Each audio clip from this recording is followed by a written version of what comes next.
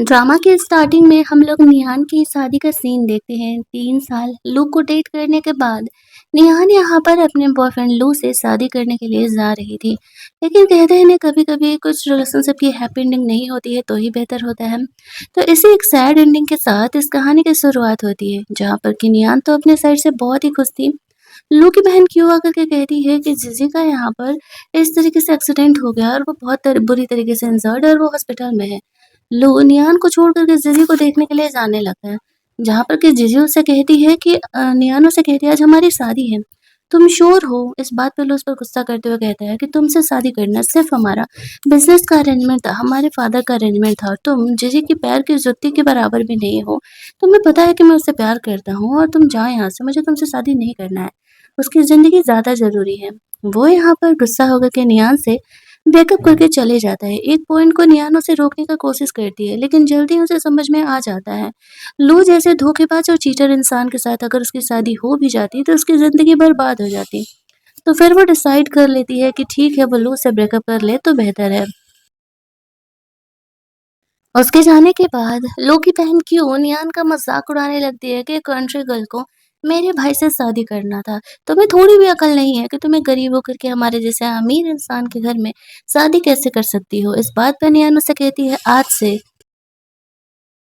तुम्हारी और तुम्हारी फैमिली का डाउनफॉल स्टार्ट हो चुका है। तुम लोग शायद भूल रहे हो कि तुम्हारी कंपनी 3 साल पहले बैंकरप्ट होने वाली थी। वो तो मैं थी जो इस वजह से लो आज इस मुकाम पर है। क्यों कहती है, इस गलतफहमी में मत रहो, तुम्हारे बिना भी हमारी फैमिली बहुत ही अमीर बनेगी। निहान शादी तोड़ करके ब्रेकअप करके वहां से बाहर निकल जाती है। बाहर काफी तेज बारिश हो रही थी। उसे समझ नहीं आ रहा था कि उसने क्या गलती किया है जो कि यहाँ पे उसके इतना बड़ा सजा मिल रहा है। तभी वहां पर फुएन अपनी कार से गुजर रहा था। नियान से वो टकराता नहीं है, लेकिन वो नीचे गिर जाती है। फुएन उसे देखने के लिए आता है तो नियान उसे देख के सोचती है, एक मिनट, इसकी आंखें देखी देखी सी लग रही है। बट वो फुएन को पहचान नहीं पाती है। फुएन नियान को वहां से लेकर के जाता है। हालांकि वो उसे पहचानता था, लेकिन उसे भी नियान की असली आइडेंटिटी नहीं पता थी। वो उसे हॉस्पिटल लेकर के जाता है, क्योंकि खाली पैर चलने की वजह से उसके पैर में छाले पड़ गए थे। और वह नियान का यहाँ पर फ़िक्र कर रहा होता है, तभी उसका सेक्रेटरी आकर के बताता है कि एक्चुअल में उसके ग्रैंडमदर की तबीयत अचानक से खराब हो गई है। नियान के लिए फूएन ने शूज़ मँगाए हुए थे। वो नियान को शूज़ ऑफ़र करता है। निहान उसे हेल्प करने के लिए थैंक्स बोलती है। फुएन निहान को अपना कार्ड देते हुए कहता है, तुम्हें कभी भी ज़रूरत है तुम मुझे कांटेक्ट कर सकती हो। लेकिन उसे नहीं पता था कि निहान खुद ही बहुत ज़्यादा अमीर है।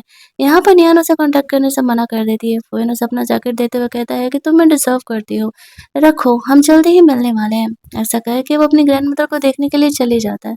उसके जाते ही यहाँ पर चेची आती है और वो निहान का मज़ाक उड़ाने लगती है कि तुम 3 सालों को डेट करके भी उसका दिल नहीं जीत पाए। देखो, वो शादी वाले दिन तुम्हें छोड़ कर के मेरे साथ था। तभी तो लो आने लगता है तो नीचे गिर के जीजी एक्टिंग करने लगती है। निहान उसकी एक्टिंग से तंग आ चुकी थी। वो जीजी को एक्चुअल में धक्का दे देती है और कहती है, अब थोड़ी एक्टिंग करोगी तो ज़्यादा अच्छा लगेगा। लो इसकी हरकत से निहान पर गुस्सा करने लगता है कि वो इतनी विशियस कैसे हो सकती है। निहान कहती है, मैं ऐसी ही हूँ, तुम्हें पता नहीं है कि 3 साल से हम एक दूसरे को डेट कर रहे हैं। जो इंसान मेरे साथ जैसा बिहेव करता है मैं उसके साथ वैसा ही बिहेव करती हूँ। और ये जो पैसों का घमंड है ना, वो खुद के पास रखना, तुम्हें पता भी नहीं है कि तुम्हारी कंपनी का डाउनफॉल आज से स्टार्ट हो रहा है, जब से तुमने मुझसे ब्रेकअप किया है। लो नियान की बातों को काफ़ी नॉर्मली लेता है, क्योंकि उसे नियान की आइडेंटिटी नहीं पता थी। उसे ऐसा लग रहा होता है कि वो एक ऑर्फन और गरीब फैमिली से बिलोंग करती है। नियान ने अपनी आइडेंटिटी छुपा करके लो के साथ रिलेशनशिप में थी, और क्यों थी वो हमें बाद में पता चलने वाला है। तो यहाँ पर लो नियान से ब्रेकअप करने के लिए उसे 1 मिलियन का ब्रेकअप फी ऑफर करता है। नियान उसे कहती है, ये तो मेरे पॉकेट मनी के बराबर भी नहीं है और तुम मुझे इन चंद पैसों से खरीदना चाह रहे हो। डोंट वरी, तुमने जो मेरे साथ किया है उस चीज़ की गलती की माफ़ी तो तुम्हें मैं देने नहीं वाली हूँ। तुम्हें तुम्हारी औकात जल्दी ही पता चलने वाली है। लोनियान की बातों को हल्कों में लेता है और जीजी को वहाँ से ट्रीटमेंट कराने के लिए लेकर के जाता है। दूसरी तरफ हम लोग देखते हैं फूइन के ग्रैंडमदर सिर्फ एक्टिंग कर रही होती है तबीयत खराब होने का। जब फूइन यहाँ पर आता है तो वो जल्दी-जल्दी बुक को छुपा देती है। फूइन देखती है, समझ जाता है कि ग्रैंडमदर एक्टिंग कर रही है। ग्रैंडमदर कहती है, मैं इतनी बूढ़ी हो गई हूँ, तुम्हें नहीं लगता है कि तुम्हें मुझे एंटरटेन करने के लिए घर पे बहू ला करके देनी चाहिए? तुम उस लड़की को ढूँढ रहे हो जिसको तुमने 5 ईयर्स बिफोर जान बचाया था और तुम्हारा कहना था कि तुम उसी से शादी करोगे। लेकिन तुम्हें तो वो मिल नहीं रही है, तो तुम दूसरी लड़की को क्यों नहीं देख रहे हो? फूइन कहता है, ग्रैंडमदर डोंट वरी, मुझे वो कल मिल गई है। ये सुनते ही ग्रैंडमदर खुश हो जाती है और बोलने लगती है, ठीक है, ठीक है। तो फिर जल्दी उसे लेके आओ मुझसे मिलने के लिए। फूइन कहता है, ग्रैंडमदर अभी उसे पता नहीं है मेरी आइडेंटिटी क्या है। मैं जल्दी ही पहले उसका दिल जीतने का कोशिश करूँगा। इसके बाद मैं देखता हूँ कि वो मेरे साथ आना चाह रही है या नहीं। ग्रैंडमदर के पास इतना पेशेंस नहीं था। वो जानती है कि उनका पोता फुद्दू ही है। निहान अपनी फैमिली मेंबर से बात करके वहाँ से लौट रही होती है। तभी फ़ोइन यहाँ पर आता है। ग्रैंडमदर उसे बता रही होती है कि क्या करना है। फ़ोइन यहाँ पर निहान को सिंपैथी वाले वर्ड्स कहता है कि तुम्हें लू से ब्रेकअप कर लेना चाहिए, वो तुम्हें डिज़र्व नहीं करता है। निहान कहती है मैंने ऑलरेडी उससे ब्रेकअप कर लिया है, वैसे भी मैं उस चीटर के साथ नहीं रह सकती हूँ। फ़ोइन ये बात सुनकर के काफ़ी खुश हो जाता है। तभी निहान की नज़र यहाँ पर फ़ोइन की ग्रैंडमदर पे पड़ती है। बातों-बातों में फ़ोइन की ग्रैंडमदर यहाँ पर निहान से अच्छी दोस्ती कर लेती है और उसे भी नहीं पता था कि फ़ोइन की आइडेंटिटी क्या है, लेकिन ग्रैंडमदर का बिहेवियर निहान के साथ बहुत अच्छा था, इसी वजह से वो उससे अच्छे से बिहेव कर रही होती है। ग्रैंडमदर उसे कहती है कि कभी हमसे भी मिलने के लिए आ जाया करो, मेरा पोता तो दिन भर ऑफिस में काम में बिजी रहता है, उसे फुर्सत ही नहीं है मुझसे मिलने के लिए, मुझे अकेले बोर होना पड़ता है। निहान को उन पे तरस आने लगती है क्योंकि उनके घर पे भी ग्रैंडफादर ऐसे ही अकेले रहते हैं।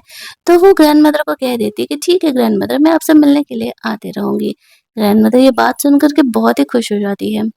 निहान वहाँ से आगे निकलती है तो वो क्यू से मिलती है। क्यू निहान का मज़ाक उड़ा रही थी कि ये सब कुछ करने से भी मेरा भाई लू तुम्हारी तरफ देखने नहीं वाला है। निहान अब तक लू की फैमिली का ड्रामा इसलिए झेल रही होती है क्योंकि इस तरीके से तो उसका बॉयफ्रेंड था। यहाँ पे 5 इयर्स बिफोर निहान को ये लगता था कि गुंडे लोग ने जब उसे किडनैप किया था तब लू ने उसकी जान बचाई थी। उसने ये बात सबको सीक्रेट रखने के लिए बोला था, लेकिन लू ने पूरी फैमिली में बात बता दिया था। क्यों वही कह रही होती है कि तुम्हें क्या लगता है मुझे पता नहीं है 5 साल पहले तुम्हारे साथ क्या हुआ था? इस बात पर निहान अब क्यू को सबक सिखाते हुए कहती है अगर दोबारा 5 इयर्स बिफोर के बारे में मैंने सुना ना तो जो मैं तुम्हें बाहर छोड़ रही हूँ ना जेल भेजने से पहले मुझे 2 मिनट भी नहीं लगेगा।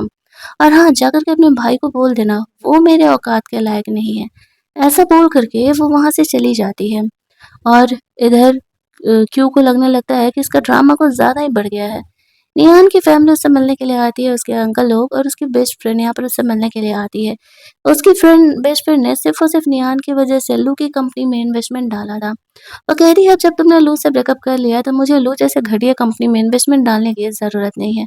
मैं अपनी इन्वेस्टमेंट वापस ले लेती हूँ। शुरुआत में तो उसके अंकल गुस्सा कर रहे होते हैं कि निहान ने कैसे बदमाश इंसान को चूज़ किया था, लेकिन निहान को उनकी गलती का एहसास था। अगले दिन वो ग्रैंडमदर से मिलने के लिए जाती है क्योंकि वो उन्हें बार-बार मैसेज कॉल कर रही होती है।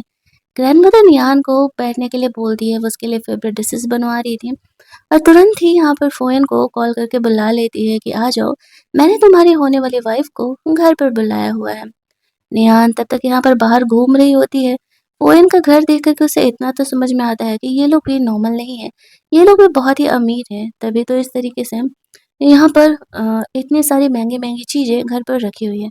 तभी थोड़ी-सी बारिश होने लगती है, फ़ोएन यहाँ पर आता है और वो निहान को उठा के कमरे में लेकर के जाता है। फ़ोएन यहाँ पे निहान को बातों-बातों में बताता है कि वो उसे पसंद करता है और वो उससे परस्यू करना चाहता है। निहान मुझसे कहती है, "यू नो कि मेरा अभी रिसेंट में ब्रेकअप हुआ और मैं एक नए रिलेशनशिप के लिए तैयार नहीं हूँ।"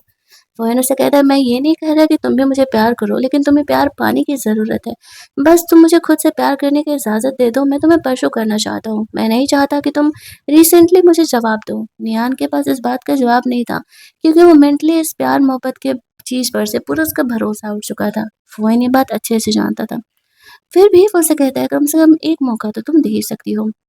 निहान कहती है ठीक है, सोच करके मैं तुम्हें बताने वाली हूँ। आफ्टर दैट फ़ोएन यहाँ पर निहान को उसके घर जाने के लिए अलाउ कर देता है। निहान लू के घर जाती है अपनी कुछ चीज़ें लेने के लिए। जब वो वहाँ पर पहुँचती है तो एज़ यूजुअल लू की फैमिली उसका इंसल्ट कर रही होती है। निहान उनकी बातों को इग्नोर करके अपना सामान पैक करके वहाँ से जाने लगती है। क्यों कहती है कि तुम मेरे भाई के पैसों की कुछ भी चीज़ नहीं ले जा सकती। निहान कहती है पहली बात ये तुम्हारे भाई के पैसे नहीं है, तुम लोग जो है इतनी अमीर बन के घूम रहे हो, वो सिर्फ़ और सिर्फ़ मेरी वज़ह से है। आई नो कि तुम लोगों को इस बात का एहसास नहीं है, लेकिन जल्दी ही यहाँ पर होने वाला है। जाते समय लू की मॉम यहाँ पर निहान के मुँह पे पैसे मारते हुए कहती है, "ये मेरे बेटे की तरफ से ब्रेकअप फ़ी है, रख लो इसे, तुम भी क्या याद करोगी?" निहान हँसते हुए कहती है, "मैंने सेम जवाब तुम्हारे बेटे को दिया था, डोंट वरी।" तभी वहाँ पे लू को कॉल आता है कि एक्चुअल में एक बड़ी बिज़नेसवुमन जिसने कि लू की कंपनी में इन्वेस्टमेंट डाला था, वो अपनी इन्वेस्टमेंट निकाल रही है। वो निहान से कहने लगता है कि तुमने ये सब कुछ किया? निहान कहती है मैंने कहा था कि पछताओगे और पछतावे के दिन की अब तुम्हारी शुरुआत हो गई है। वो वहाँ से निकलती है निहान की फैमिली और उसे वहाँ पे रिसीव करने के लिए आ जाती है। हालाँकि निहान ने बोला नहीं था। वो अपनी फैमिली को देख कर के इमोशनल हो जाता है और इन्हें लगने लगता है कि ये तो एक ऑर्फन थी, इतनी बड़ी फैमिली से कैसे रिसीव करने के लिए आ सकती है। लू ज़बरदस्ती निहान को अपने साथ रोकने का कोशिश करता है, तो उसके अंकल लोग उसकी पिटाई लगवा देते हैं गार्ड से। निहान के मन में अब लू के लिए 1% भी फीलिंग नहीं थी और वो वहाँ से चली जाती है। घर जाने पर शुरुआत में तो ग्रैंडफ़ादर बहुत ही गुस्सा थे, क्योंकि निहान इस तरीके से 3 साल पहले अपनी आइडेंटिटी हाइड करके घर छोड़ कर के चली गई थी लू के लिए। लेकिन वो बेचारे नरम दिल थे, निहान को यहाँ सफ़र करता हुआ देख कर के वो तुरंत ही पिघल जाते हैं और निहान को जल्दी-जल्दी घर में अंदर लेकर के जाते हैं। निहान को अपनी फैमिली के पास वापस आकर के बहुत ही अच्छा लग रहा होता है। दूसरी तरफ हम लोग देखते हैं कि यहाँ पर फ़ुएन अपनी ग्रैंडमदर को लेकर के निहान के घर आया हुआ था। बचपन में फ़ुएन की फैमिली और निहान की फैमिली में एंगेजमेंट अरेंज कर दिया था। निहान ने खुद फ़ुएन को चूज़ किया था, लेकिन अब जब फ़ुएन को कोई और पसंद है, तो यहाँ पर वो एंगेजमेंट का टोकन तो लौटाना पड़ेगा ना। तो वो लोग उस घर में जाते हैं। दूसरी तरफ जो ग्रैंडफ़ादर थे, वो निहान को उसकी ग्रैंडमदर की कोई ज्वेलरीज़ वगैरह देने के लिए ऊपर कमरे में लेकर के जाते हैं और इधर उनके भाइयों को, अंकल्स को पता चलता है कि एक्चुअल में फ़ुएन की फैमिली यहाँ पर आई हुई है एंगेजमेंट तोड़ने के लिए। एक तरफ ग्रैंडफ़ादर निहान को ब्रेसलेट देते हुए कहते हैं कि तुम इस ब्रेसलेट को डिज़र्व करती हो, इसे रख लो अपने पास, और दूसरी तरफ उन्हें पता चलता है फ़ुएन यहाँ पर एंगेजमेंट तोड़ने के लिए आया है। वो लोग सोच रहे थे कि हमारी पोती को रिजेक्ट करने की औकात किसमें आ गई है। निहान को खुद नहीं पता था कि वो कौन है। ग्रैंडफ़ादर से बताते हैं कि बचपन में हम दोनों जब बेस्ट फ्रेंड्स हुआ करते थे, तो तुमने खुद यहाँ पर फ़ुएन को चूज़ किया था शादी करने के लिए, लेकिन फिर ना जाने तुम्हें लू कैसे पसंद आ गया। निहान कहती है क्योंकि उसने मेरी जान बचाई थी, दैट्स व्हाई मैं उसके साथ रिलेशनशिप में थी। ग्रैंडफ़ादर फिर कुछ भी नहीं बोलते हैं। इधर नीचे जो फूहन था, वो उन्हें काम डाउन करते हुए समझाता है कि एक्चुअल में मैं किसी और लड़की से प्यार करता हूँ और मैं लवलेस मैरिज में आपकी बहन के साथ तो नहीं रह सकता ना। उसके भाई और ग्रैंडफ़ादर इस बात पर गुस्सा करने लगते हैं, तभी वहाँ पे निहान आ जाती है। निहान को देख कर के फूहन शॉक्ड हो जाता है कि निहान वही गर्ल है जिससे कि वो एक्चुअल में शादी करना चाहता है।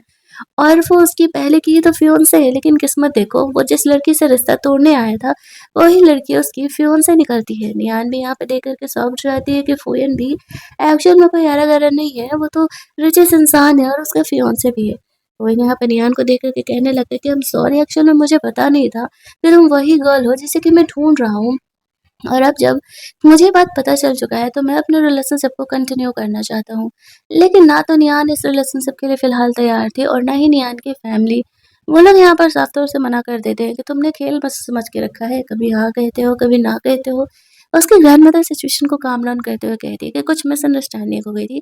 वो नियान को समझाती है, बेटा तुम अपना वक़्त ले लो, लेकिन मेरा फूहन पोता बहुत ही अच्छा है और वो एक्चुअल में तुम्हें काफ़ी लंबे समय से पसंद करता है। बस बीच में एक मिसअंडरस्टैंडिंग हो गई है। फिलहाल वो फ़ोन को वहाँ से लेकर के जाती है और इधर हम लोग देखते हैं कि लू की कंपनी में जब डिसइन्वेस्टमेंट होना चालू हो जाता है, उसका सेक्रेटरी उसे समझाता है कि सारी इन्वेस्टमेंट नियान सँभाल रही थी। आपको एक बार उसे कॉन्टैक्ट करना चाहिए। लू नियान को कॉल करता है, लेकिन वो फ़ोन ही नहीं उठाती है। उसे इस चीज़ से बहुत ज़्यादा ही गुस्सा आने लगता है कि उस लड़की की इतनी औकात हो गई है कि वो उसके कॉल्स को इग्नोर कर रही है। दूसरी तरफ नियान अपने फ्रेंड को फ़ोन के बारे में बताती है, तो वो तो शॉक्ड हो जाती है। उसे कहती है, वैसे देखने में तो मुझे ये बंदा काफ़ी हैंडसम लग रहा है। नियान कहती है, हाँ, बट मैं खुद कन्फ्यूज़ हूँ कि मैं क्या करूँ। इधर जो लू था, वो बार-बार उसे कॉल किए जा रहा होता है, लेकिन वो फ़ोन उठाने के लिए तैयार नहीं थी। यहाँ पर जीजी कहती है, डोंट वरी, एक बार मैं जिन कंपनी का स्पोक पर्सन बन गई ना, तो मेरे डैड ने कहा है कि मैं तुम्हारे कंपनी में इन्वेस्टमेंट ज़रूर करूँगा, फिर हम लोग सब कुछ बैक टू नॉर्मल हो जाएँगे। लेकिन ये इतना आसान नहीं होने वाला। हमें उसके मैनेजर से जाकर के बात करना पड़ेगा। तभी लू की नज़र यहाँ पर जीजी पे पड़ती है, जो कि अपने दोस्त के साथ यहाँ पर बात कर रही होती है। तो वो चले जाता है नियान से बात करने के लिए और कहता है कि क्या तुम मेरी कंपनी में ये सारे पंगे क्रिएट करवा रही हो? वो कहती है, और नहीं तो क्या, मैंने तुम्हें पहले ही वार्न किया था कि तुम यहाँ पर इस तरीके से इस कंपनी के इन्वेस्टमेंट के लायक नहीं हो। उसे पता चलता है कि एक्चुअल में यहाँ पे ये जो गर्ल है जिसके साथ निहान है, वही वो वुमन है जिसने कि उसकी कंपनी में इन्वेस्टमेंट किया था। ये सुनते ही वो शॉक्ड हो जाता है और वो निहान को कह रहा होता है कि वो ऐसा ना करे। लेकिन निहान कहती है कि देख भाई, मैं इसमें इंटरेस्टेड नहीं हूँ और वैसे भी हमारा ब्रेकअप हो चुका है। लेकिन वो इस बात को मानने के लिए तैयार नहीं था, क्योंकि उसे तो फ़ायदा ही दिख रहा होता है ना कि निहान के साथ अब रहने में फ़ायदा ही फ़ायदा है। बट फिर भी उसने जब फाइनली डिसाइड कर लिया था, तो वो चाहे कितना भी रिक्वेस्ट करते रहे, उसे इस बात से अब कोई भी फ़र्क नहीं पड़ने वाला था। वो अपनी फ्रेंड को लेकर के वहाँ से चली जाती है। कंपनी में उसे रिज़ाइन करना था। जब वो कंपनी में जाती है तो वहाँ पर शेयर होल्डर्स की मीटिंग हो रही। सारे आपस में गॉसिप कर रहे थे कि इस तरीके से लू ने नियान को शादी वाले दिन ही छोड़ दिया था। इधर सारे शेयर होल्डर्स के सामने वो नियान को कहता है कि इस डिस इन्वेस्टमेंट के जिम्मेदार तुम हो, शेयर होल्डर्स को जवाब तुम ही देना पड़ेगा। नियान हंसते हुए कहती है, पहली बात, कंपनी के सीईओ तुम हो, मैं तो बस एक एम्प्लॉय हूँ, और दूसरी बात, मैं तो यहाँ पे रिजाइन करने के लिए आई हुई हूँ। ये बात सुनते ही लू थोड़ा शॉक्ड हो जाता है। उसे डर था कि अगर नियान सच में ये सब कुछ कर रही है और यहाँ पर उसने कंपनी से रिजाइन कर दिया तो फिर उसकी कंपनी तो डूब ही जाएगी। निहान कहती है, मुझे अब तुम्हारी कंपनी से कोई मतलब नहीं है, डूबे तो डूबे। 3 साल मैंने तुम्हें सिंसियरिटी दे करके देख लिया, बदले में तुमने मुझे क्या दिया? कुछ भी नहीं। बेहतर होगा आज से तुम अपनी कंपनी को संभालो, और हाँ, संभाल सको तो। ऐसा कह के वो अपना सामान पैक करने के लिए वहां से जाने लगती है। लू उसके पीछे पीछे जाता है, जहाँ पर कि नियान के पास उसकी और लू की फोटो देख करके वो थोड़ा सा इमोशनल हो जाता है। नियान वहां से जा रही थी, उसे रोकने का कोशिश करता है, तभी वहां पर जेजे आ जाती है। नियान कहती है, लो तुम्हारी फर्स्ट लव आ गई। फिर उसका हाथ छोड़ देता है और नियान वहां से चली जाती है। जेजे को गुस्सा आने लगता है कि लू और नियान अभी भी एक दूसरे से कहीं ज्यादा ही कनेक्टेड ना हो। जेजे यहाँ पर आकर के अपने डैड की तरफ से लाया हुआ इन्वेस्टमेंट प्लान लू को देते हुए कहती है, मेरे डैड एक्चुअल में इन्वेस्टमेंट करने के लिए रेडी हैं। चलो अब हम जिन कंपनी के मैनेजर से चल करके मिलते हैं। अगर वो हमारे साथ हमें स्पोक पर्सन चूज करने के लिए रेडी हो गई तो फिर हमारी कंपनी में कोई प्रॉब्लम नहीं होगा। लो यहाँ पे नियान के नौटंकियों को भूल जाता है। उसे तो सिर्फ पैसा कमाने से मतलब था। चाहे पैसे उसे जो भी इंसान ला करके देने जाए, वो उसे उसके साथ रखने के लिए तैयार है। कहीं न कहीं वो जीजी के साथ इसलिए भी था, वो उसकी गर्लफ्रेंड थी ज़रूर, लेकिन इसलिए भी था क्योंकि वो एक फेमस एक्ट्रेस है और उससे उसकी कंपनी को भी फायदा होते रहता है। ऐसे सेल्फिश लोग, चाहे लड़का हो या लड़की, कभी किसी से प्यार नहीं करते और ना ही प्यार पाने के लायक होते हैं। तो वो लोग उस कंपनी का मैनेजर से मिलने जाने का प्लान बना रहे होते हैं। दूसरी तरफ फ़ोइन की ग्रैंडमदर फ़ोइन को कह रही होती है, वो तुम्हें मैसेजेस नहीं दे रही है, तो तुम्हें वहाँ पर अपनी बॉडी चार्म का इस्तेमाल करना पड़ेगा। ज़माना बदल गया है, निहान के आगे पीछे बहुत ही हैंडसम लड़के घूमते होंगे। एक हैंडसम लड़के तुम ही नहीं होगे, क्यों ना तुम अपने एब्स के मस्त-मस्त वाले फ़ोटोज़ निहान को भेजो। लेकिन फ़ोइन ऐसा नहीं करना चाहता था, ये थोड़ा ज़्यादा ही चीप हरकत हो जाता। ग्रैंडमदर उसे समझा रही होती है, यही सही हरकत है उसे पटाने का। वैसे भी अब तुम दोनों बच्चे नहीं हो, बड़े हो चुके हो, शादी की उम्र तो कब की निकली जा रही है। लेकिन फ़ोइन कहते हैं, नहीं, नहीं ग्रैंडमदर, ये थोड़ा अजीब हो जाएगा, ये मैं नहीं करने वाला हूँ। दूसरी तरफ हम लोग नियान को देखते हैं, जो कि अपनी कंपनी में बहुत दिनों बाद गई हुई थी। उसकी सेक्रेटरी यहाँ पर उसे देख करके खुश हो जाती है, तभी उसकी नज़र पड़ती है लू और जीजी यहाँ पर आए हुए हैं और उसकी कंपनी के मैनेजर को ब्राइब करने का कोशिश कर रहे हैं, ताकि वो जीजी को स्पोक पर्सन चूज कर ले, और वो मैनेजर उनसे वो ब्राइब ले भी लेती है। 1 मिलियन का ब्राइब यहाँ पर वो ले लेती है। तभी नियान यहाँ पर आ जाती है, उसे देख करके वो लोग कहने लगते हैं कि वो यहाँ क्या कर रही है। जीजी लो को बताती है, शायद वो यहाँ पर कंपनी में इंटरव्यू के लिए आई होगी, मैंने देखा वहाँ पर इंटरव्यू का पोस्टर लगा हुआ है। लो से कहता है, देखो तुम्हें जो प्रॉब्लम है तुम मुझसे मिलो, जीजी को परेशान मत करो। निहान उस मैनेजर को कहती है कि तुम इस तरीके से काम करती हो यहाँ कंपनी में ब्राइब लेकर के।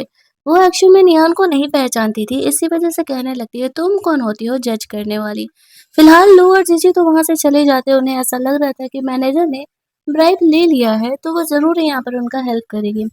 थोड़ी देर में मैनेजर को पता चलता है कि मीटिंग स्टार्ट हो गया है।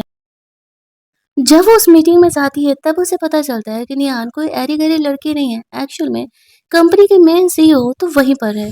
तो वो निहान से माफ़ी मांगने लगती है, लेकिन निहान उसे माफ़ करने के बजाय उसे जॉब से निकाल देती है। साथ ही में सबको वार्न करती है, कोई भी अगर ब्राइब लेके काम करेगा तो उन सबको ऐसे ही पनिशमेंट दिया जाएगा। दूसरी तरफ हम लोग देखते हैं कि फ़ोइन यहाँ पर तबीयत खराब होने की एक्टिंग कर रहा था, निहान को अपने पास बुलाने के लिए। फीवर होने की वो एक्टिंग कर रहा होता है। निहान सोचती है, फ़ोइन ने उसका जान बचाया है तो एक बार जा कर के उसे देखना ही चाहिए। लेकिन जब वो वहाँ पर पहुँचती है तो वो समझ जाती है कि फ़ोइन एक्टिंग कर रहा है। उसे कोई फीवर वगैरह नहीं हुआ है और वो बस यहाँ पर ड्रामा कर रहा है। फ़ोएन से वो गुस्सा करने लगती है कि मुझे चीटिंग बिल्कुल भी नहीं पसंद है और तुम वही कर रहे हो।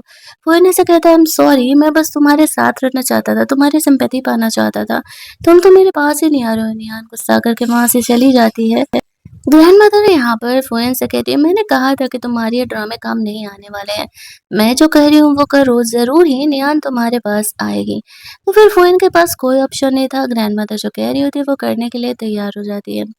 दूसरी तरफ हम लोग देखते हैं कि इस बात से अनजान लोग और जीजी तो खुश थे कि जीजी को स्पोक पर्सन चूज कर लिया जाएगा। लेकिन तभी मैनेजर यहाँ पर आकर के बताता है कि जीजी की जगह ज़ेन कंपनी ने किसी और को अपना स्पोक पर्सन चूज़ कर लिया है। ये देख कर के वो शॉक हो जाते हैं। वो लोग उस मैनेजर को कॉल करते हैं।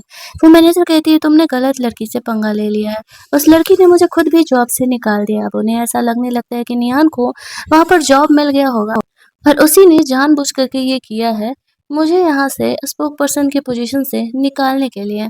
अब वो लोग यहाँ पे नियान को भी कॉल कर रहे होते हैं इस बारे में बात करने के लिए, लेकिन नियान थी कि फ़ोन ही नहीं उठा रही थी। दूसरी तरफ फ़ुइन की ग्रैंडमदर यहाँ पर बहुत ही मस्त-मस्त वाले कपड़े लेकर के आती है और फ़ुइन को उन्हें पहनने के लिए बोलती है ताकि वो उसकी फ़ोटोज़ क्लिक करके यहाँ पर नियान को सेंड कर सके।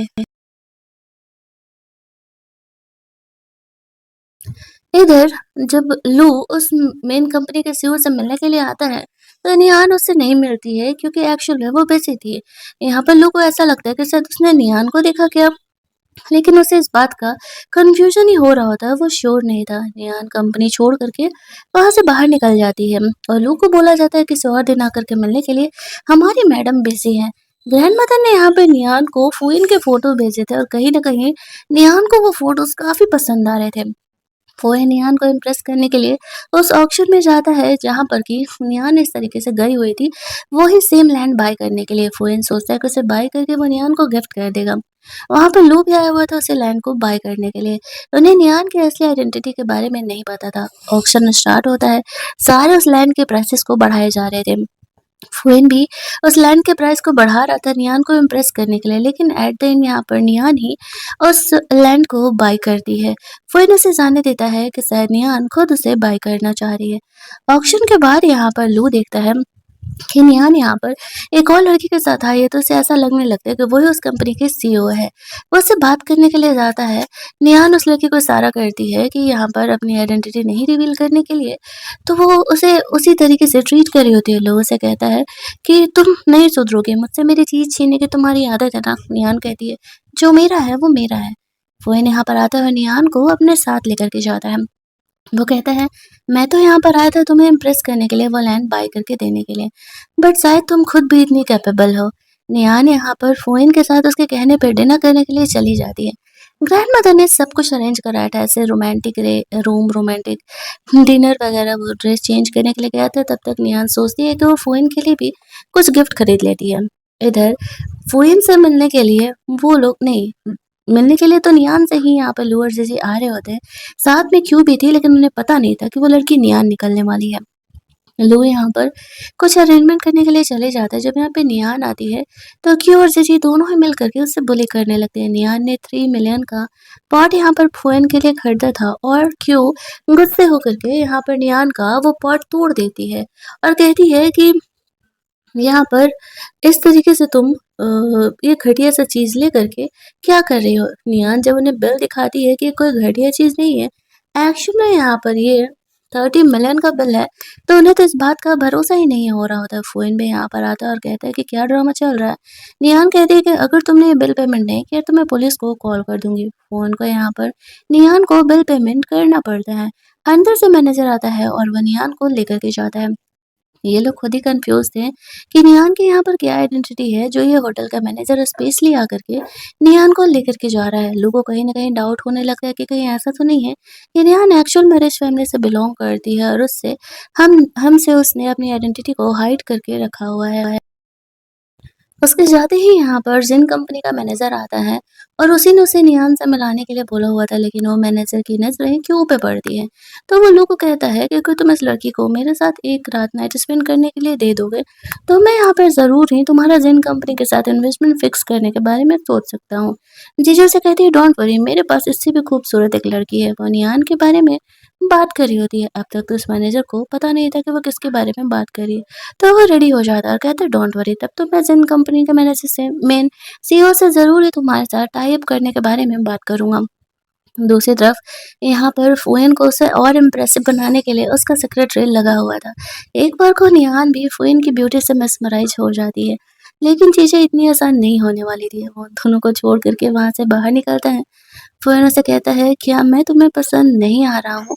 मैं इतनी कोशिश कर रहा हूँ तुम्हारा दिल जीतने का, लेकिन तुम मुझे मौका ही नहीं देते हो। ऐसा कह के वो आगे बढ़ता है निहान को किस करने के लिए, तभी उसका सेक्रेटरी आ जाता है और कहने लगता है कि एक्चुअल में नीचे वो लोग तमाशा कर रहे हैं।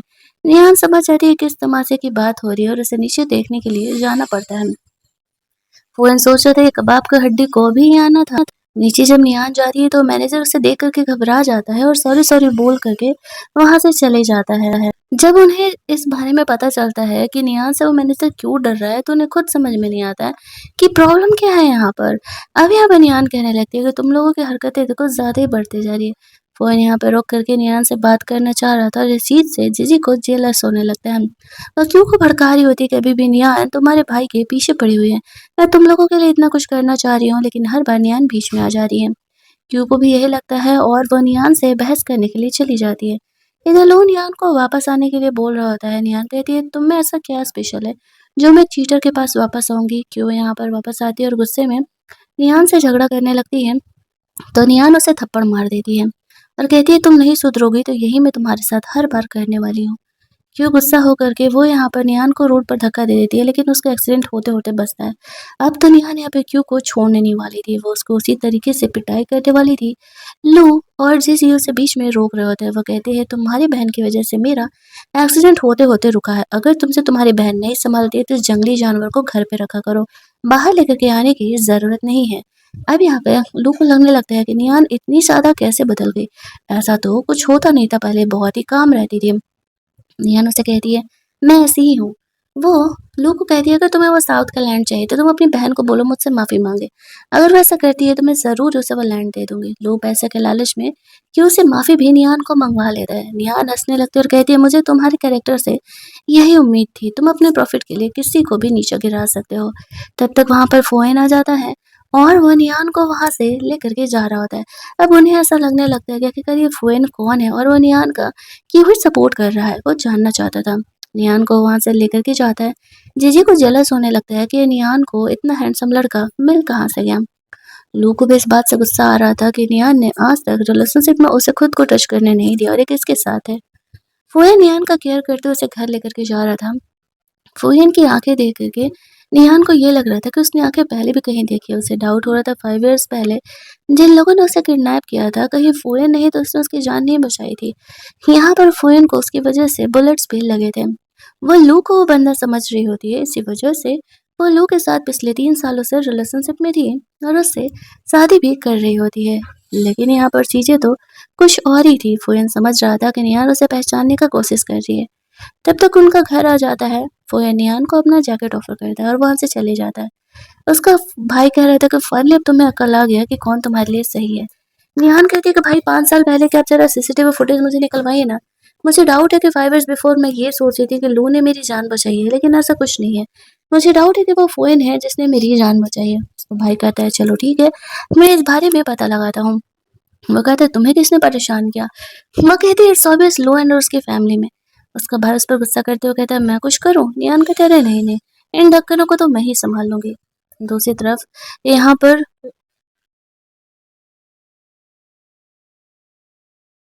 लू समझ जाता है नियान की आइडेंटिटी इतनी भी सिंपल नहीं है और अपने सेक्रेटरी को पता लगाने के लिए बोलता है। जब ये बात यहाँ पर जीजी सुनती है तो उसे काफी गुस्सा आने लगता है। निहान बार बार उसके उल्लू के बीच में आने का कोशिश करी है। गुस्से में आकर के वो निहान को हर्ट करने का डिसाइड करती है। कल रात का निहान का वो वीडियो जो कि उसने क्यू को थप्पड़ मारा था वो इंटरनेट पर वायरल हो रहा होता है। तो यहाँ पर उसकी फ्रेंड इस चीज के मजे ले रही थी। तभी वहां पर वो फोन के बारे में पूछती है कि आखिरकार वो सब बंदा सच में तुम में इंटरेस्टेड है। निहान कहती है हाँ। यहाँ पर निहान के लिए एक ऑनलाइन पार्सल आया हुआ। उन्हें ऐसा लगता है कि शायद पोइन ने यहाँ पे कुछ गिफ्ट भेजा होगा। खुश होकर के जब वो लोग खोलते हैं तो यहाँ पर निहान का मरने के बाद वाला फोटो इसमें भेजा गया था। उसकी फ्रेंड ये देख के काफी परेशान हो जाती है। निहान भी परेशान थी, वो उसे काम डाउन करने के लिए वहां से लेकर के जा रही होती है। तभी वहां पर जो जीजी के कुछ फैंस थे निहान को कल के वीडियो के बाद गलत समझ करके यहाँ पर आ जाते हैं उसे परेशान करने के लिए। निहान उनसे बचते हुए अपने कार में जाती है और तब तक यहाँ पर फोयन गार्ड्स लेकर के आ जाता है उन्हें पकड़ने के लिए। उनकी पिटाई लगाने के बाद पता लगाया जाता है तो वो लोग सच एक्सेप्ट कर लेते हैं। ऐसा करने के लिए उसे खुद जीजी ने कहा था। फोन यहाँ पर नियान का हेल्प करना चाहता था लेकिन नियान कहती है अरे इतने छोटे से मैटर के लिए मुझे तुम्हारी हेल्प नहीं चाहिए। डोंट वरी, मैं तो खुद की प्रॉब्लम खुद ही सॉल्व कर लूंगी। वो अपने सेक्रेटरी को कॉल करती है और आज जो फ्रांस इस वीडियो को एक्सेप्ट कर रहा है कि जिजी ने उसे नियान को हर्ट करने के लिए भेजा था, वो इंटरनेट पर डाल देने के लिए बोलती है। फ़हिम समझ जाता है, उसकी होने वाली बंदी इतनी भी वीक नहीं है और वो एक्शन में सुपर स्ट्रॉन्ग है, लेकिन फिर भी वो थी तो उसकी बंदी ही ना, उसे नियान के एक्शन में फ़िक्र हो रही होती है।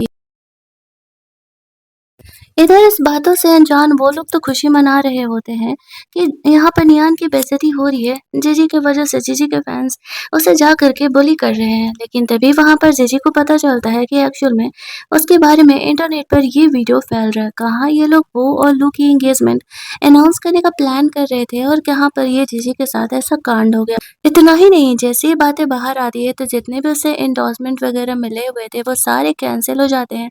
और अब कोई भी कंपनी ऐसी घटिया लड़की के साथ काम करने के लिए तैयार नहीं थी, उसकी इमेज तो पूरी तरीके से खराब हो चुका था। जीजू को यहाँ पर अब लू के अलावा और कोई यहाँ पर सहारा नहीं। दूसरी तरफ फ़ोएन यहाँ पर नियान को उसके घर छोड़ने के लिए जाता है और कहता है कि तुम श्योर हो ना कि इस मैटर को सँभाल लोगे? वो कहती है अरे हाँ, हाँ, तुम देखती तो हो ना मैं क्या करती हूँ। वैसे बार-बार लू का कॉल आ रहा था, ये देख कर के फ़ोएन को जेलस होने लगता है। लेकिन वो अपनी फीलिंग को कंट्रोल करके रखती है और इधर जब फ़ोएन नियान जो लू का कॉल नहीं उठा रही थी तो उन्हें फ़िक्र होने लगता है। वो लोग ग्रैंडफ़ादर को कहते हैं। ग्रैंडफ़ादर यहाँ पर जानते थे कि नियान यहाँ पर उसकी बात ज़रूर ही सुनेगी, तो वो लोग निहाल से बात करने के लिए रेडी होते हैं और कहते हैं बार-बार ये ड्रामा नहीं होना चाहिए क्योंकि निहान बार-बार उनके कहने पर उसे जाने नहीं देती।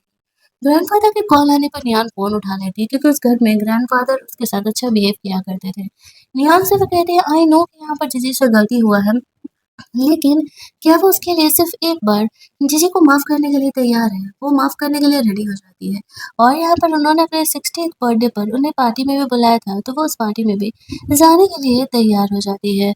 दूसरी तरफ हम लोग देखते हैं जो फ़ोन कहता है तुम सच में उस पार्टी में जाना चाहती हो? वो कहती है हाँ, ग्रैंडफ़ादर मेरा ख़्याल रखते थे इसी वज़ह से मुझे जाना पड़ेगा।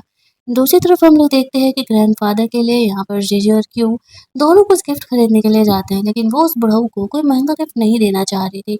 इसी वजह से वो छोटा-मोटा कुछ फ़ेक समझ लेती है खरीदने के लिए कि वही बेहतर रहेगा। कौन ही पैसा बर्बाद करने जाए। दूसरी तरफ वो है निहान के साथ एक शॉप में आती है, एंटीक शॉप था, वहाँ पर बाय करने के लिए। जो वहाँ का मेन मैनेजर होता है, वो यहाँ पे निहान को पसंद कर ले प पहचान लेता है कि एक्चुअल में निहान ही इस शॉप की ओनर है, ये बात तो फ़ोएन को भी नहीं पता था। वहाँ पर वो एक काफ़ी एंटीक सा पेन स्टैंड बाय करती है। फ़ोएन उससे कहता है तुमने मुझे पहले क्यों नहीं बताया कि एक्चुअल में यहाँ पर तुम ही इस शॉप की ओनर हो? निहान कहती है कि ऐसा बहुत कुछ है जो तुम मेरे बारे में नहीं जानती हो। खैर अगर तुम कल उस पार्टी में आना चाहते हो तो आ सकते हो, वहाँ भी कोई मस्त वाला ड्रामा ही होने वाला है। दूसरी तरफ हम लोग देखते हैं कि यहाँ पर ग्रैंडफ़ादर की पार्टी में क्यू और जीजी आए हुए थे। वो लोग सोच रहे थे कि नियान अगर आएगी तो वो लोग उसका ज़रूर ही बेइज़्ज़ती करेंगे। तभी नियान वहाँ पर पहुँच भी जाते हैं और इनके ड्रामा यहाँ पर स्टार्ट हो जाते हैं। निहान की आइडेंटिटी को ये लोग जानते नहीं थे। निहान इनकी बातों को इग्नोर करके आगे बढ़ती है। उसका बस मेन मोटिव यही था कि वो ग्रैंडफ़ादर से मिले, उन्हें गिफ्ट दे और वहाँ से लौट आए। इससे ज़्यादा वो उनसे बात करने के लिए तैयार नहीं थी। ग्रैंडफ़ादर यहाँ पर आते हैं तो जीजी उन्हें दिखा रही होती है कि ग्रैंडफ़ादर देखिए मैं कितना अच्छा गिफ्ट आपके लिए लेकर के आई हूँ। ग्रैंडफ़ादर को अब तक नहीं पता था कि असली है या नकली, तो वो यहाँ पर जीजी के गिफ्ट को अच्छा बोलते हुए उसे एक्सेप्ट कर लेते हैं। बारी आती है नियान की, तो नियान जब उन्हें गिफ्ट दे रही होती है तो वो लोग पूछ रहे थे कि क्या दी हो भाई, हम भी तो देखें ज़रा। उन्हें तो लगता है कि वो कुछ ऐरा-गैरा ही लेकर के आई होगी। नियान उन्हें जब वो पेन स्टैंड देती है तो शुरुआत में ग्रैंडफ़ादर देख के पहचान नहीं पाते हैं। नियान को वो लोग कहने लगते हैं कि ज़रूर वो कुछ सस्ता सा गिफ्ट लेकर के आई होगी। लेकिन तभी नियान ग्रैंडफ़ादर को कहती है अब ध्यान से तो देखिए कि पेन स्टैंड है क्या? जब ग्रैंडफ़ादर उसे देखते हैं तो शॉक्ड हो जाते हैं कि ये तो मतलब लाखों का केवल पेन स्टैंड ही है। ये बहुत ही एंटीक है। नेहान कहती है ऑब्वियसली आपके लिए मुझे अच्छा ही गिफ्ट लाना था, लेकिन वहाँ पर जितने लोग थे सबको पता था कि नेहान एक ऑर्फन और वो लोग कहने लगते हैं कि ये फेक है और वो झूठ बोल रही है।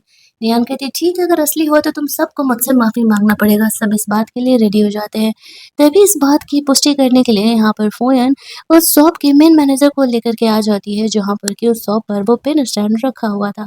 उन्हें तो लग रहा होता है कि ये फेक ही होने वाला है, लेकिन वो मैनेजर यहाँ पर आता है और जब इन चीज़ों को प्रूव करता है कि नहीं एक्चुअल में नियान का ये पेन स्टैंड असली है और उसी ने ये पेन स्टैंड कल खरीदा है। वो लोग शॉक्ड हो जाते हैं। तो वो मैनेजर से ये भी बताता है कि नियान एक्चुअल में उस शॉप की असली ओनर है। लू तो ये सुन कर के शॉक्ड हो जाता है, उसे तो इस बारे में पता ही नहीं था। ग्रैंडफ़ादर यहाँ पर नियान को थैंक्स बोलने लगते हैं उसे इतना अच्छा गिफ्ट देने के लिए। निहान उसे कहती है, ऐसे अब नहीं चलेगा, मैंने बहुत ही अच्छाई दिखा लिया। अब ऐसा है ना, तुम सबने कहा था कि अगर ये चीज़ असली निकली तो तुम सबको मुझसे माफ़ी माँगना पड़ेगा। सारे तो माफ़ी माँगने के लिए तैयार थे यहाँ पर, लेकिन जो उसकी बहन थी क्यों, वो माफ़ी माँगने के लिए तैयार नहीं थी, सबसे ज़्यादा वही उछल रही होती है। लेकिन यहाँ पर मजबूरी में उसे माफ़ी माँगनी ही पड़ती है। क्योंकि यहाँ पर अगर उसने ऐसा नहीं किया तो निहान उसे छोड़ने वाली नहीं थी, लेकिन पंगा यहीं पर नहीं रुकता है। जो ग्रैंडफ़ादर थे वो काफ़ी चालाक थे। निहान यहाँ पर जब लू के ग्रैंडफ़ादर का दिया हुआ ब्रेसलेट उन्हें लौटा रही होती है कि अब मेरा आपके पोते से रिश्ता टूट गया है, तो अब ये ब्रेसलेट रखने का मेरा हक नहीं है। तो वो मना कर देते और कहते हैं नहीं नहीं, ये ग्रैंड मदर का है और मुझे पता है कि तुम दोनों अभी एक दूसरे से प्यार करते हो, लू तो बस टाइम पास कर रहा है, तुम इस ब्रेसलेट को रखे रहो। लेकिन निहान साफ मना कर देती है। तो ग्रैंडफ़ादर यहाँ पर निहान को उनकी कंपनी का शेयर्स ऑफ़र करने लगते हैं और कहते हैं कि कंपनी के ये शेयर्स तुम रख लो कम से कम। लू को ग्रैंडफ़ादर ने समझाया था कि अगर तुम चाहते हो कि निहान इस कंपनी को बर्बाद ना करे, तो कंपनी के कुछ शेयर्स उसे भी देने पड़ेंगे। वो खुद इस कंपनी के मेंबर रहेगी, तो वो उसे बदनाम नहीं करेगी, बर्बाद नहीं करेगी। लेकिन निहान ना तो उनका वो कड़ा लेती है और ना ही कंपनी का शेयर्स लेती है।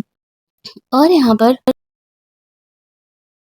दोनों चीज़ों को रिजेक्ट करके वहाँ से चली जाती है। उसके जाने का वो मैनेजर जेसी के गिफ्ट को फेक प्रूफ कर देता है और कहता है कि ये फेक चीज़ें लेकर के तुम ओल्ड मैन को देने के लिए आई हो।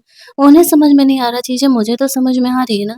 उस मैनेजर के जाने के बाद सब यहाँ पर जेसी को बहुत ज़्यादा बुराई करने लगते हैं कि वो लू से शादी करने के लिए चली थी और ग्रैंडफ़ादर को ये फेक चीज़ गिफ्ट कर रही है। इस बात से जेसी को बहुत ही गुस्सा आता है, क्योंकि उसे ऐसा लग रहा होता है कि नियान की वज़ह से ही उसकी बेइज़्ज़ती हुई है।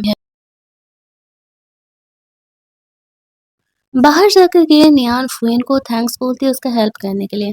फ़ुएन कहता है 2 मिनट रुको, मैं कार लेकर के आता हूँ। जैसे वो कार लेने के लिए जाता है, निहान को परेशान करने के लिए यहाँ पर जेजे आ जाती है। तो निहान कहती है तुम्हें अपने बारे में सोचना चाहिए, मेरे बारे में छोड़ कर के। सोचो तुम ये सब कुछ लू को पाने के लिए कर रही हो और लू ही एट द एंड तुम्हें छोड़ दे तो तुम क्या करोगी?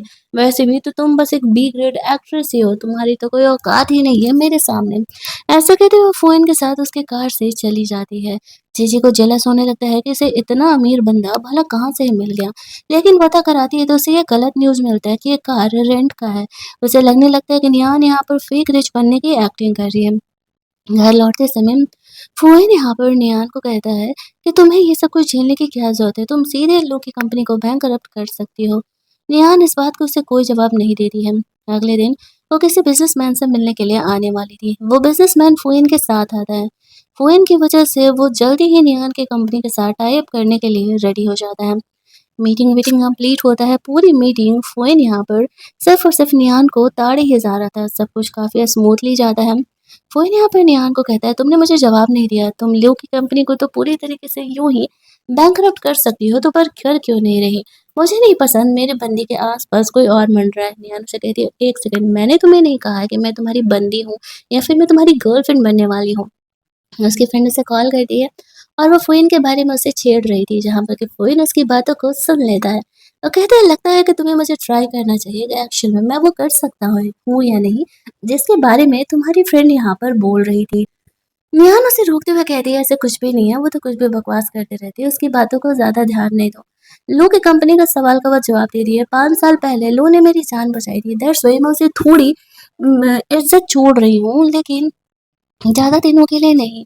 फ़ुएन यहाँ पर निहान को नहीं बताता है कि एक्चुअल में वो लू नहीं है, जिसने कि उसकी जान बचाई थी, बल्कि वो फ़ुएन है। उसका सेक्रेटरी से पूछता है कि आपने ये बात क्यों नहीं बताया? तो फ़ुएन उसे कहता है क्योंकि मैं नहीं चाहता कि वो इस एहसान की वज़ह से एक्चुअल में मेरे साथ रहे। मैं चाहता हूँ कि वो मुझसे प्यार करे। उसका सेक्रेटरी सोच रहा था कि हमारे बॉस को हो क्या गया है? लगता है कि वो पूरी तरीके से लव ब्रेन ही हो चुके हैं। नेक्स्ट डे हम लोग देखते हैं कि नियान अपनी फ्रेंड के साथ शॉप पे बाई करने के लिए कुछ चीज़ें जाती हैं। वो एक्चुअल में फ़ुएन को कुछ गिफ्ट देना चाह रही थी और उसने उसकी कंपनी के लिए इतना बड़ा इन्वेस्टमेंट जो लेकर के आया हुआ था। नियान की फ्रेंड यहाँ पर थोड़ी देर के लिए वॉशरूम चली जाती है। एक्चुअल में ये शॉप खुद नियान का ही था। ये बात किसी को पता नहीं था यहाँ पर। और यहाँ पर इस तरीके से जीजी क्यू के साथ उसे मनाने के लिए, उसे पटाने के लिए, गिफ्ट लेने के लिए आई हुई थी। तभी वो निहान को देखने के लिए जाती है। जो निहान ड्रेस यहाँ पर फ़ोन के लिए चूज़ करती है, जीजी भी उसे बाय करने की ज़िद करने लगती है। एक जो हेल्पर थी, वो तो निहान का सपोर्ट कर रही होती है कि इसने पहले इस ड्रेस के बारे में बोला है, तो वो ये बाय करेगी। लेकिन दूसरी जो हेल्पर थी, वो आकर के निहान का इंसल्ट करने लगती है, क्योंकि उसे पता था कि जीजी इस शॉप की ये है वीआईपी कस्टमर है। तो यहाँ पर ऑक्शन स्टार्ट हो जाता है और निहान सीधे ही इस ड्रेस का प्राइस 10 मिलियन बोलती है। जीजी को लगने लगता है कि निहान के पास इतने पैसे होंगे ही नहीं। निहान वहाँ पर अपना ब्लैक कार्ड निकाल करके दिखाती है तो सबको लगने लगता है कि ये ब्लैक कार्ड फेक है। लेकिन निहान उससे कहती है कि अगर इस कार्ड से पेमेंट हो गया तो तुम दोनों घुटने के बल हो करके मुझसे माफ़ी माँगने वाली हो। वो दोनों तैयार हो जाते हैं ये बात सोचते हुए कि भला यहाँ पर निहान के पास इतने पैसे आएँगे कहाँ से? उसकी बहन भी कह रही होती है, "अरे! अरे! ये झूठ बोल रही है।" दूसरी तरफ फ़ुएन को पता चलता है कि निहान शॉप पर बाय करने के लिए गई हुई थी और एक्चुअल में जीजी और क्यू उसे बुली कर रहे हैं, तो वो सब कुछ छोड़ कर के निहान को प्रोटेक्ट करने के लिए निकल जाता है।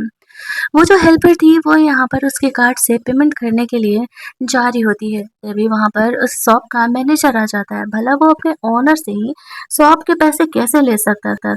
वो यहाँ पे आते ही नियान को पहचानता था, ये वही मैनेजर था जिसको कि ज़िज़ी ने नियान को ऑफ़र करने के लिए बोला हुआ था। अब यहाँ पर नियान सबसे पहले तो उस लड़की को जॉब से निकालने के लिए बोल देती है क्योंकि वो कस्टमर्स के साथ बहुत ही बदतमीज़ी से बिहेव किया करती थी। उसके होने के बाद वो लड़की माफ़ी माँगते रह जाती है लेकिन कोई फ़ायदा नहीं था। इतना ही नहीं यहाँ पर उन्हें भी पता चल जाता है कि एक्चुअल में जो नियान है वो कितनी ज़्यादा रिच है। उन्हें माफ़ी माँगने के लिए बोला जाता है, वो माफ़ी माँगने के लिए तैयार नहीं थी। तब तक फ़ोइन यहाँ पर पहुँच जाता है। वो और उसके गार्ड्स मिल कर के यहाँ पर जीजी और क्यू को माफ़ी मंगवाने वाले थे। वहाँ पर लू भी आ जाता है और वो नियान को गुस्सा करने लगता है कि वो उसकी बहन और उसकी गर्लफ्रेंड जीजी के पीछे क्यों पड़ी हुई है। नियान कहती है, "मैं इनके पीछे नहीं पड़ी हूँ, मेरे पास इतना भी फालतू का वक़्त नहीं है। पीछे तो जीजी मेरी पड़ी है। मैं जहाँ-जहाँ जाती हूँ, वो मुझे परेशान करने के लिए आ जाती है। अब तुम भी जब यहाँ पर आ गए हो, तो तुम्हें भी इनके साथ-साथ पनिशमेंट मिलने वाला है।"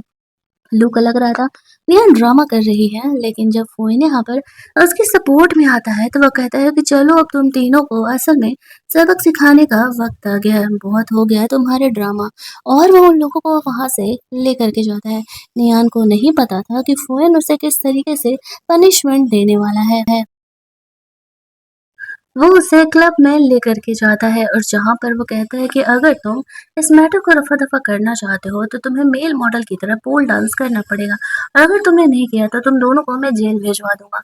लो वैसे ही करप्ट हो रहा होता है, वो कोई रिस्क नहीं लेना चाह रहा था। इनके पास कोई और ऑप्शन नहीं था और लो यहाँ पर वो पोल डांस करने लगता है। जब वो पोल डांस कर रहा था तब नियान यहाँ पे नोटिस करती है कि लू के चेस्ट पर तो गोली लगने का निशान ही नहीं है। वो कभी उसके साथ इंटीमेट नहीं हुई ना, दैट्स व्हाई वो इस बात को नहीं जानती है। फूयान को लगने लगता है कि निहान उसकी बॉडी गार्ड है। उसकी फ्रेंड कहती है, "तू इसमें अब भी इंटरेस्टेड है?" निहान कहती है, "अरे नहीं यार, मैं ये चेक कर रही थी कि इसके चेस्ट पर तो गोली लगने का निशान ही नहीं है। इस बंदे ने मेरी जान बचाई थी। इट मीन्स कि वो बंदा नहीं है।" फूयान जेलस होकर के निहान को कहता है, "मेरे पास इससे अच्छी चीज़ें हैं तुम्हें दिखाने के लिए, तुम मुझसे मत ताड़ो।" ऐसा कहते हुए वो निहान को वहाँ से दूसरे कमरे में लेकर के जाता है। बहुत सारे मेल मॉडल्स भी यहाँ पर उसकी फ्रेंड ने बुलाए हुए थे। जब निहान उनकी बॉडी को ताड़ रही होती है, फूहिन भाई साहब अपने जेलसी को कंट्रोल नहीं कर पाते और निहान को वहाँ से लेकर के जाते हैं। बगल कमरे में लेकर के जाने के बाद वो निहाल को अपनी मस्त-मस्त वाली बॉडी टच कराता है और कहता है कि क्यों ना तुम मुझे ट्राई करो, मेरी बॉडी इनसे अच्छी ही तुम्हें मिलेगी। निहाल उसे कहती है, लेकिन तुम्हें पता है कि मैं अब तक तुम में इंटरेस्टेड नहीं हुई हूँ। वो इनसे कहता है कि जब तक तुम मुझे ट्राई नहीं करोगी तो तुम्हें पता कैसे चलेगा कि तुम मुझ में इंटरेस्टेड हो या नहीं। फाइनली यहाँ पर निहाल आगे बढ़ के फर्स्ट टाइम फ़ोइन को किस करती है। वो दोनों वहाँ से बाहर निकलते हैं। फ़ुएन को ऑफ़िस से कॉल आ रहा था, वो साइड में बात करने के लिए चले जाता है और क्यू को यहाँ पर गुस्सा आ रहा था कि नियान की वज़ह से उसे ये सब कुछ झेलना पड़ रहा है। नियान जब अपनी फ्रेंड के साथ ड्रिंक करने के लिए जाती है तो क्यू यहाँ पे टेम्पर्ड किया हुआ ड्रिंक यहाँ पे नियान के लिए भिजवाती है, जिसे देखते ही नियान पहचान जाती है कि उसके वाइन में कुछ मिला हुआ है और यहाँ पर अपनी फ्रेंड से कहती है, देखो मैं कैसे एक्टिंग कर रही हूँ। वो उन्हें दिखाते हुए ड्रिंक करने की एक्टिंग करने लगती है, लेकिन बस उसने ग्लास को टच किया था, उसने ड्रिंक नहीं किया था और उसे तो ऐसा लगने लगता है कि सच में यहाँ पर निहार ने ड्रिंक कर लिया है। इसके बाद वो नशे की एक्टिंग करते हुए वहाँ से जाने लगती है। क्यों उसके पीछे-पीछे आती है और कहती है कि फाइनली अब तुम्हें तुम्हारी औकात दिखने वाली है। तुम नशे में हो और मैंने यहाँ का सीसीटीवी फुटेज भी डिलीट करा दिया है। मैंने ही तुम्हारे ड्रिंक को टैम्पर्ड किए थे और तुम्हारे लिए 4 मस्त-मस्त लड़के मैंने अरेंज किए हैं। तुम आज उनके साथ नाइट स्पेंड करोगी और तुम्हारी सब बेइज्जती होगी, तो फूल और लूज सब तुम्हें छोड़ देने वाले हैं। निहान उसे वार्न करती है, तुम्हें पता भी है तुम जो कर रही हो वो क्राइम है। क्यों कहती है, हाँ, लेकिन तुमने ये करने पर मुझे मजबूर किया है। तुम्हें पता है किसी को यहाँ पर पता भी नहीं चलने वाला है। वो निहान को उस कमरे में लेके जाने वाली थी, लेकिन निहान उसे ही उस कमरे में बंद कर देती है और कहती है, enjoy your ride baby doll. तुमने मुझे फंसाया था ना, अब झेलो खुद। अब वो गुंडे यहाँ पर क्यों पर अटैक कर देते हैं। इधर एक्शन में निहान को थोड़ा नशा होने लगता है, क्योंकि वो दवा उस ग्लास पर भी लगा हुआ था। और रास्ते में फुयन से मिलती है, फुयन को हेल्प करने के लिए बोलती है। लेकिन जो फुयन था वो एक्शन में अच्छा बच्चा था और वह निहान के साथ रोमांस नहीं करता है, और वो कहता है कि मैं ऐसे सिचुएशन में तुम्हारा फायदा नहीं उठाना चाहता हूँ। वो तुरंत ही डॉक्टर को कॉल कर देता है और डॉक्टर यहाँ पर आते हैं। निहान को वो ट्रीटमेंट करते हैं, जिस वजह से कि उसकी जो ये दवा का असर था वो कम हो जाता है। अब जीजी को तो पता था कि क्यों ने क्या किया है। वो यहाँ पे नेकलेस ढूंढने के बहाने जानबूझ करके यहाँ पे नियान के कमरे में आ रही होती है। नियान समझ जाती है कि जीजी भी इसमें मिली हुई है। वो यहाँ पर फुएन को अपने साथ वो गेम खेलने के लिए बोलती है। जानबूझ करके वो अपने नेक पर लपेट बना लेती है और फुएन को यही कमरे में बेड पर रहने के लिए बोलती है। फिर वो थोड़ी देर बाद गेट खोलने के लिए जाती है, जिसे देखती है क्यों जीजी कहने लगती है, एक्चुअल में मेरा नेकलेस खो गया और बस यही कमरा बाकी है जिसे कि मैं चेक करना चाहती हूँ। वो गार्ड को भी यहाँ पे लेकर के आए हुए थे। वो कह रही है, तुम श्योर हो ना कि तुम ये कमरा चेक करना चाहती हो? वो कहती है, हाँ, मेरे लिए वो नेकलेस एक्चुअल में बहुत ज़्यादा इम्पोर्टेंट है, दैट्स व्हाई मैं चाहती हूँ चेक करने के लिए। तो वो कहती है, ठीक है भाई, चलो तुम्हारी मर्ज़ी।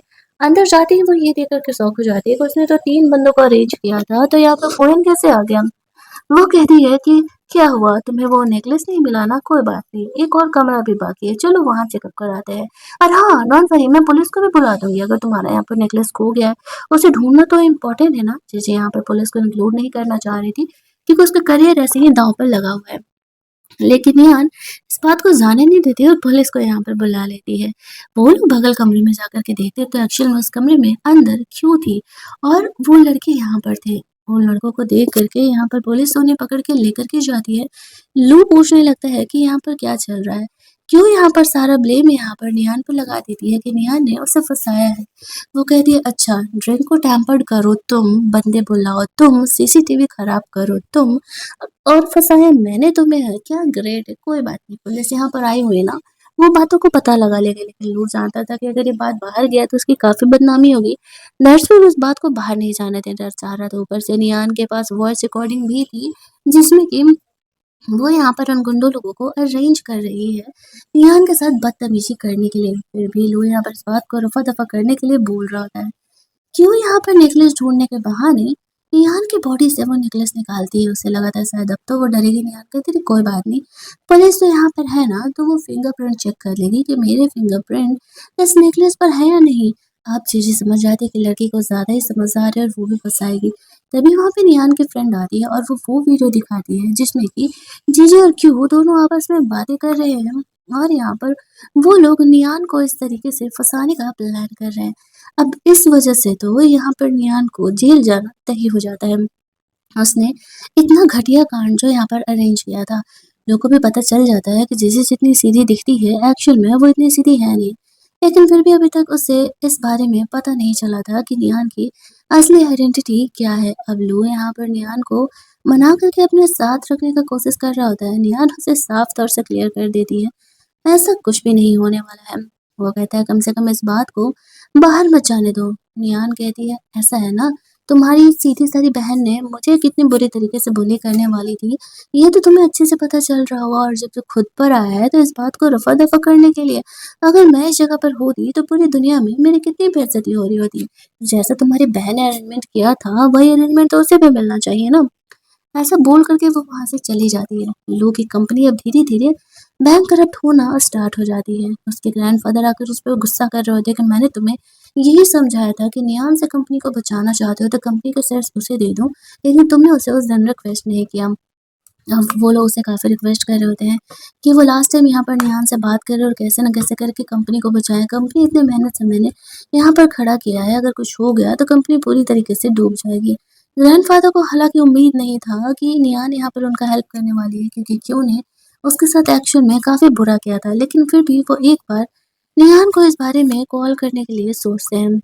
दूसरी तरफ हम लोग देखते हैं कि उसके फ्रेंड और नियान दोनों यहाँ पर साथ में आपस में बातें कर रहे होते हैं कि किस तरीके से अब लू की कंपनी धीरे-धीरे बैंकरप्ट हो रही है। जब नियान को पता चल चुका था कि लू वो बंदा नहीं है जिसने कि उसका जान बचाया था, तब उसकी कंपनी को क्यों ही जाने देगी। यहाँ पे ग्रैंडफ़ादर का कॉल आता है और वो उसे माफ़ी माँगने के बहाने 30th एनिवर्सरी में उसकी कंपनी के वो बुला रहे होते हैं। नेहान समझ जाती है कि बूढ़ऊ बहुत ही चालाक है और वो भी उसी की फैमिली की तरह बहुत ही विशियस है। वो उसे सीधा-साधा समझने की गलती कर रही होती है, लेकिन वो वहाँ पर जाने के लिए उस पार्टी में रेडी ज़रूर हो जाती है। नेहान ने अपने ही कुछ अलग अरेंजमेंट्स किए हुए थे। उसकी फ्रेंड यहाँ पे नेहान को फ़ोन के बारे में थोड़ा सीरियसली सोचने के लिए कहती है क्योंकि वो बंदा एक्चुअल में अच्छा है। इधर सारे लोग निहान के आने का इंतजार कर रहे होते हैं। निहान थोड़ी देर बाद आती है। ग्रैंडफादर उसे कहते हैं, देखो, आई नो कि तुम यहाँ पर कभी भी क्यू को माफ नहीं करना चाह रहे हो, लेकिन क्यू की गलतियों की सजा लू को मत देना। उसने बहुत ही मुश्किल से ये कंपनी खड़ा की है। निहान कहती है, ग्रैंडफादर, ये लास्ट टाइम मैं आपकी बात मानने के लिए तैयार थी। मुझे लगा कि शायद आप कम से कम मुझे अपनी पोती की तरह मानते हो इस घर में। भले कोई माने या ना माने, लेकिन आप भी इन्हीं की तरह निकले हो।